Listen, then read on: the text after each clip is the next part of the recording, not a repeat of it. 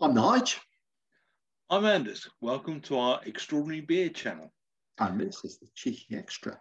Yes, it is. Just done a amber ale tasting and we couldn't leave it just at that. So we've both gone for an extra beer. I've gone for, switched the beer can, a homebrew one. This is Young's Definitive Best Bitter.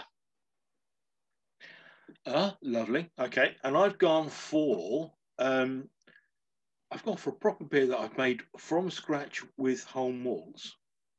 I've also done that brew as well. Yeah. We nicknamed that the Whetabix Beer because it was like horribly like Whetabix. Yes. But I have to say, the final taste, it's been volatile in cases, but on the whole, the taste has been pretty dang good. I thought your brew of that was fantastic. I thought your brew of it was very good too. I know that you didn't like your initial brew. No, I misjudged a few proportions, and I actually added a bit of spray malt to it to get the ABV up a bit. Maybe a purist, and it was fantastic.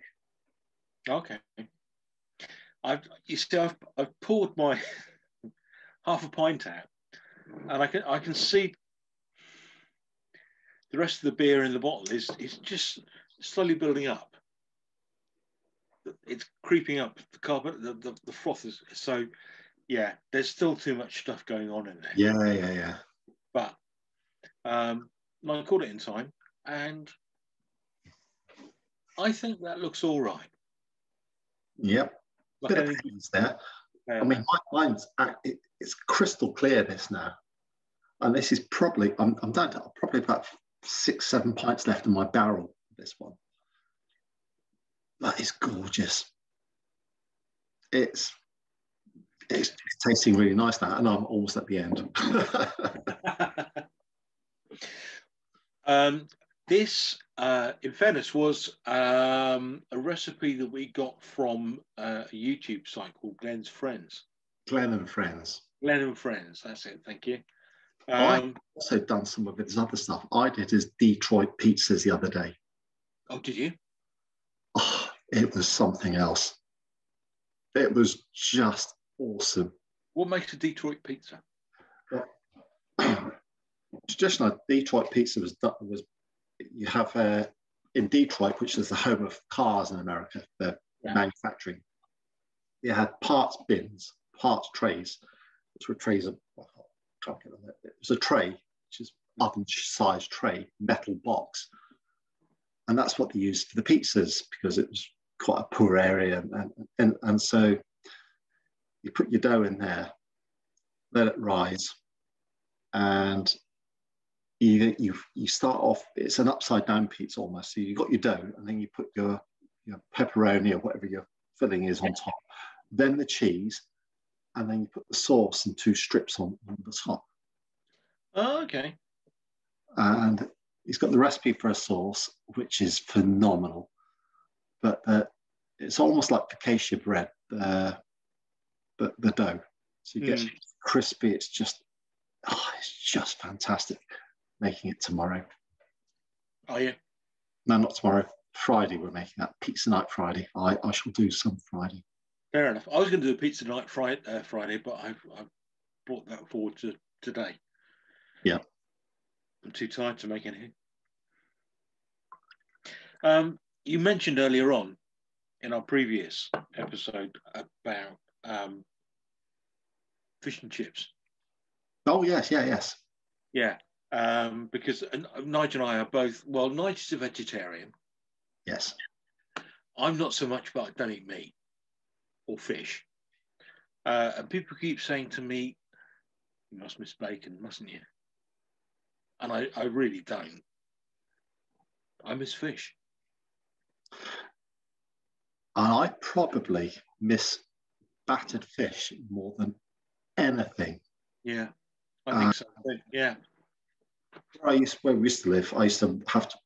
I had an office in town for my business, and I used to walk past a fish and chip shop on the way home every night, and it was torture. I mean, I've been a veggie for 7 years now, 6 years, 7 years, And that was torture. I really missed fish in batter. Yeah, I do too. I really do. That and black pudding.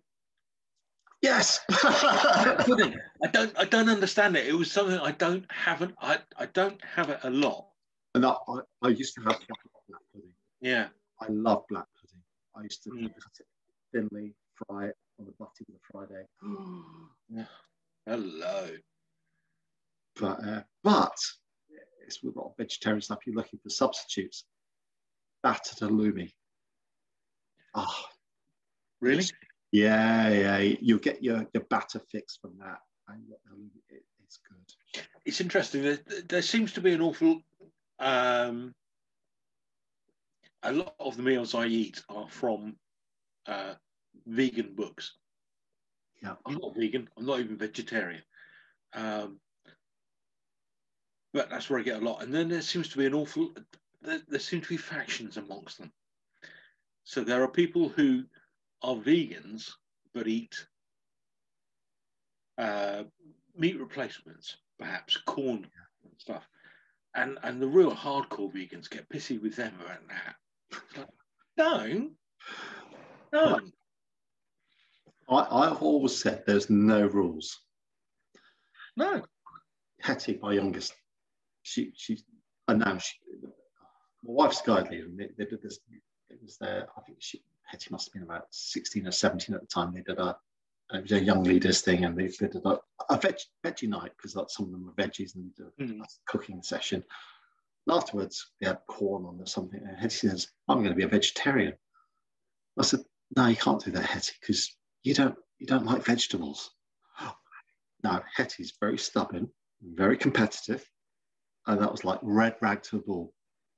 And she went veggie. And actually, I was quite a purist veggie-wise, because I wouldn't have any of this substitute stuff. And I started eating corn. I thought, this is quite nice. Yeah. But Hetty, her vegetarian, it was like veggie for 4 or 5 months. Fair play. I was really impressed. Then we went on a holiday. It was veggie, very. Oh, rack of ribs. Thank you very much. Veggie. Oh, sausages. And I say to her, there's no rules. And so she's quite comfortable being vegetarian for most of the time. But if she really fancies something, she just goes for it. Yeah. Which I think is lovely. I think it's great. I really do. But quite interestingly, she's because she's in the Navy, and she went away somewhere on a ship, and 5 days, and she wasn't registered as a veggie, so she was eating meat. And she said, I felt quite ill, so I put my chit in now, and I'm getting vegetarian stuff, and I feel so much better. So she just started feeling a bit crap. She does loads of sports, loads and loads, so she's very active. And I found that in a lot of sports people. There's a disproportionate amount of top sports people who are vegetarian. Mm-hmm. Yeah, you're right. I think you're right. But, as I keep saying, no rules. No do rules. You, not for anyone else. Yeah, exactly. Yeah. Chin chin. Yes, chin chin.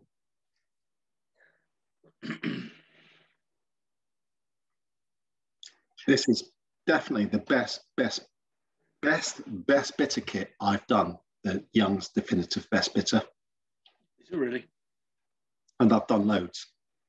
And it's always my quest to get a fantastic one.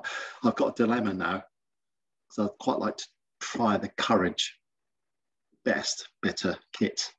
Okay. But I'd quite like to just do this one again. This one is cheaper than the Courage one. Which is also, yeah. Don't look, people.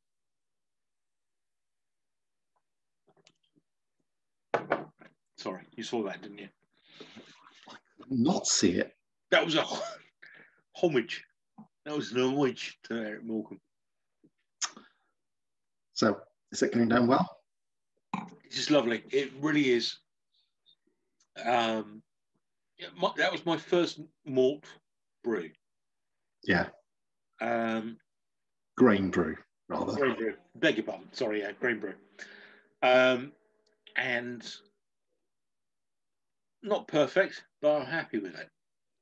I like I said, you gave me a bottle of that, and I drank it. And it was just phenomenal. I've had a couple of bottles of it have been phenomenal. I've had a couple of bottles of it which have had a slightly odd aftertaste, and I don't quite understand why. Because in some cases it goes nuts when it comes out, but you know, it's my first one, so we'll see. Yeah. Well, I'm going to have a go at doing a brew at the weekend. I'm just going to do a pale ale. Mm-hmm.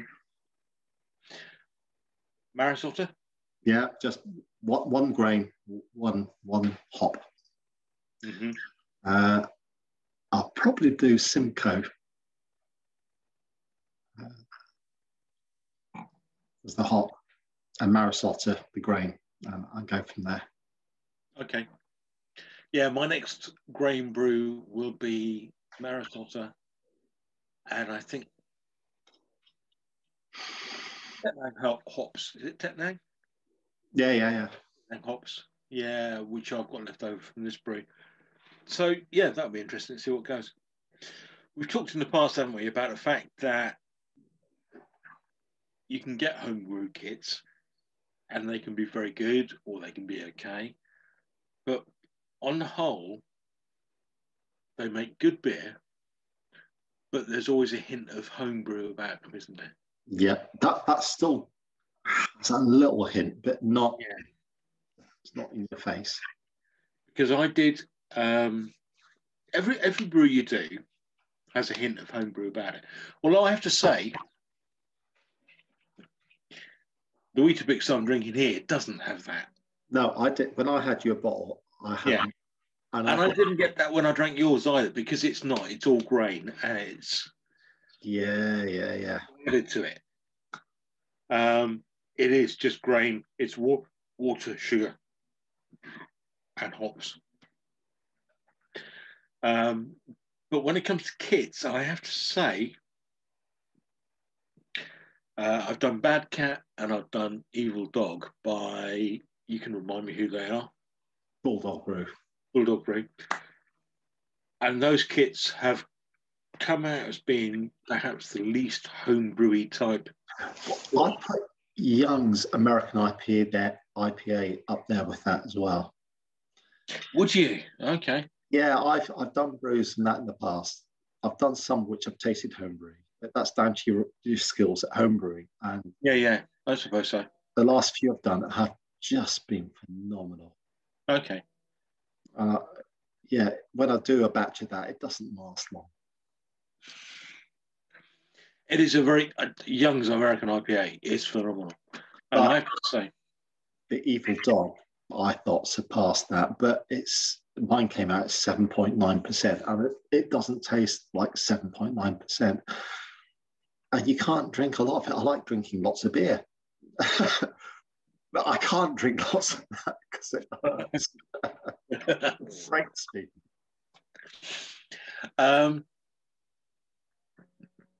Yes, I think the Bad Cat that I've brewed, I'm probably about halfway through that, and I think I bottled it at the beginning of.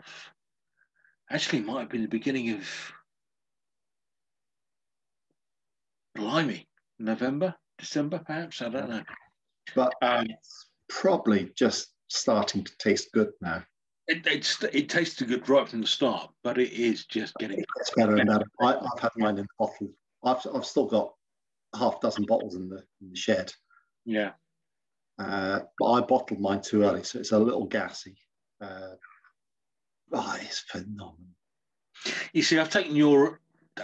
It's a twofold thing. I've taken your advice because sometimes you can bottle too early, and sometimes also bottling is shit.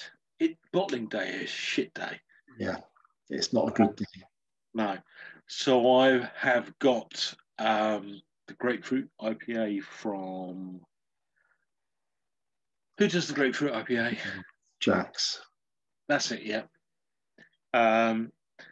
I've been meaning to bottle that for the last 3 or 4 days. Just can't bring myself to do it. You've got to do it. Don't leave it too long. I won't leave it too long. No. But part of the thing, it's 3 or 4 days. Done now. Yes. Yeah. So anyway, I'm going to finish this off. You're still there. Okay. Yeah, a bit behind you now. I am going to definitely get a different glass. A straight glass. Because this never looks good. Yeah, looks a bit poncy, really. I was thinking poncy. I was thinking it's a combination of poncy stroke homeless. Oh. Anyway, if you like that, like and subscribe.